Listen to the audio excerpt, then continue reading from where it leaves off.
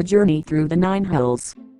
This is the title of my final major project, in which I created a concept album of 9 short tracks serving to capture short snapshots of a journey through each of the levels found within the Hell Plane of the Forgotten Realms tabletop role-playing game setting.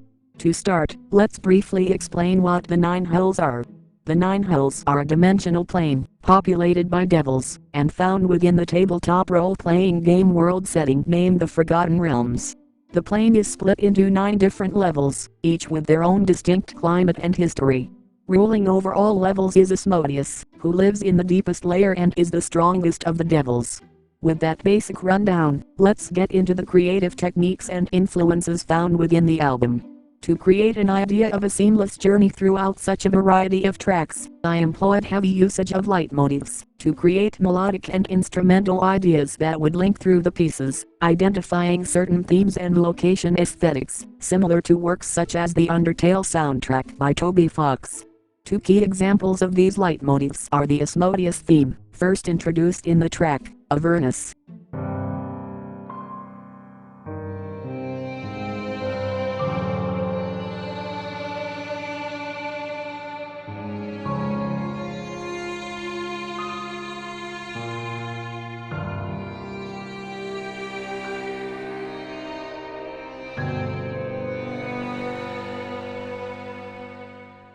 and the Frost theme, first appearing in the track, Stygia, and representing cold areas or aesthetics.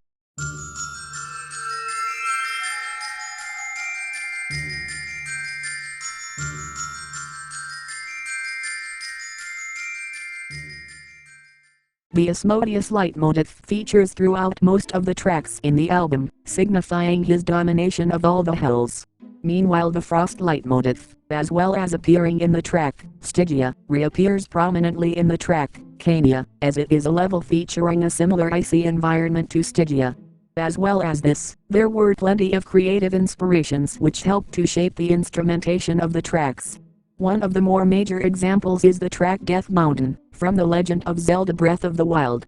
I included its use of deep piano chords to represent a rocky and mountainous environment in the tracks that represented similar landscapes. Tracks such as Avernus, Malbolge, and Maladomini use this idea. The tracks Cania and Stygia use Celeste and music box-based instrumentation, inspired by the Ice Cavern track, from The Legend of Zelda Ocarina of Time. The cold and crystalline timbre helped immediately set up the atmosphere of both Cania and Stygia, both being lands with freezing environments. Pinwheel from Dark Souls makes use of a grungy and creepy woodwind sound, which I found was fitting for the swamplands of Minoris, and became the basis of that track. And the Twin Princes track from Dark Souls 3 is a key inspiration for the bombastic and dark orchestral sound, with a focus on strings and choir that is found in the tracks Phlegethus and Nessus, as well as informing the instrumental focus on strings for the overall album. Now, let's move on to the more production and theory-focused aspects of the album I found to be the most important.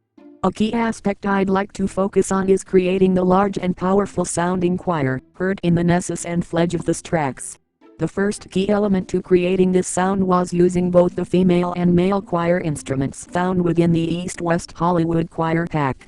Then having both the highest female note and lowest male note be the same note at different octaves to immediately create a grand and large-scale timbre, while still keeping the focus on the melodic phrase.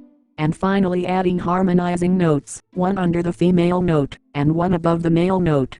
With this all together it creates a timbre that, while sounding layered and powerful, still has a focus on a more simplistic melody.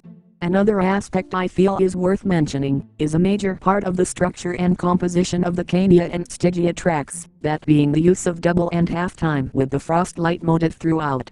Key examples of this technique are heard in the beginnings of both tracks, making use of the regular time and double time versions of the leitmotif, and at the end of both tracks, which instead makes use of half-time variations on the phrase.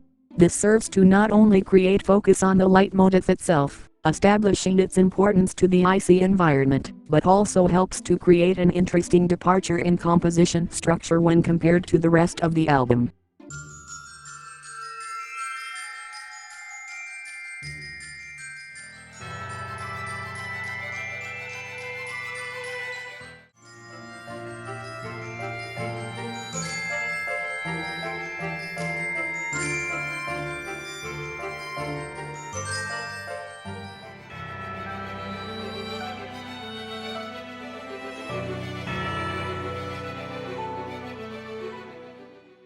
And lastly, when mastering the tracks, I made sure that the peak LUFS value was -13 to adhere to SoundCloud's ruling on audio normalization, as I planned to use the site to upload my album. Overall, while other smaller influences and techniques will be further described in the accompanying write-up, I believe, using what I have described, I have achieved what I set out to do in my project by creating high-quality tracks that represent a brief segmentation of each of the 9 hills, while also keeping a connected journey and story throughout my album. Thank you for watching.